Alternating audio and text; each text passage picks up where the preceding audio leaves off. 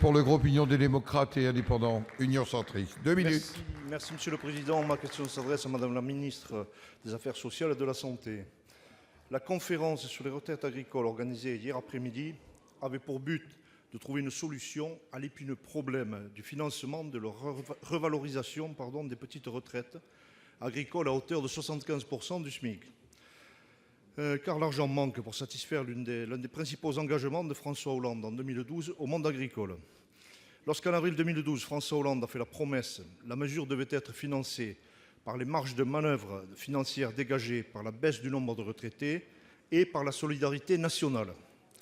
Du côté du ministre de l'Agriculture, autre son de cloche, on souligne plutôt que la mesure devait être financée par 3 sources différentes: une hausse progressive du taux de cotisation sur les retraites complémentaires des agriculteurs, le prélèvement de cotisations sociales à tous les revenus des associés non exploitants et la ponction sur les réserves de la MSA. La crise agricole est passée par là, a réduit les rentrées d'argent espérées. Sur les 300 millions d'euros que ces 3 sources devaient générer, il en manque 100. Votre gouvernement envisagerait une augmentation de 0,5 à 2 points du taux de cotisation sur les retraites complémentaires. C'est le sens des propositions qui ont été faites hier après-midi. On a aussi parlé de calculer sur les 25 dernières années.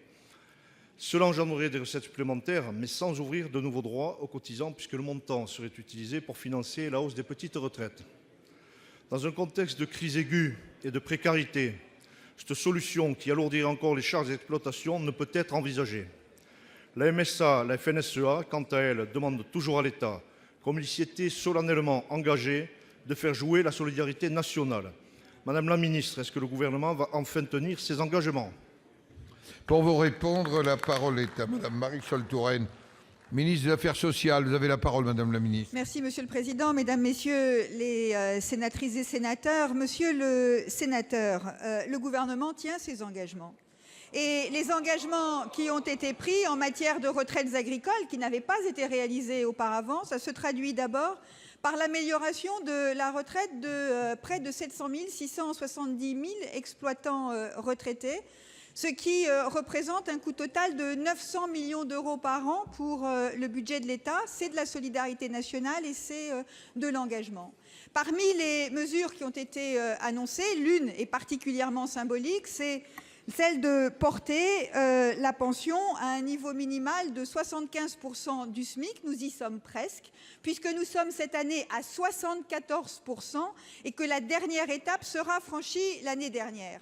Il n'empêche que le régime des retraites agricoles, l'année prochaine, pardon, il n'empêche, en 2017, il n'empêche que nous devons faire face à la situation difficile du régime des retraites agricoles en termes financiers. Nous avions engagé un plan avec Stéphane Le Foll qui reposait sur 3 sources de financement. Vous les avez rappelées. La lutte contre la fraude sociale qui a rapporté moins que ce qui était prévu. Une hausse de cotisation qui a été arrêtée pour tenir compte précisément de la situation difficile de l'agriculture dans notre pays. Et des mesures de solidarité qui ont été engagées. Nous avons donc relancé la concertation avec les représentants des agriculteurs hier. Nous avons mis plusieurs options sur la table qui font appel à des hausses de cotisation et à la solidarité nationale dans des proportions différentes. Cette concertation, elle se poursuit. Le gouvernement est attaché à ce que nous puissions aboutir. Nous tenons nos engagements. Nous améliorons concrètement les retraites agricoles comme nous avons amélioré d'autres situations d'ailleurs de retraite et nous allons dans les semaines qui viennent poursuivre les discussions. Merci. Monsieur Medevielle, 12 secondes. Madame la ministre, dans la lettre de François Hollande du 17 avril 2012, il n'était pas question d'alourdir les cotisations sur les retraites complémentaires des agriculteurs. Or, c'est ce qui se passe aujourd'hui, dont les engagements ne sont pas tenus. Merci. La parole est maintenant à notre collègue Claude Malhuret.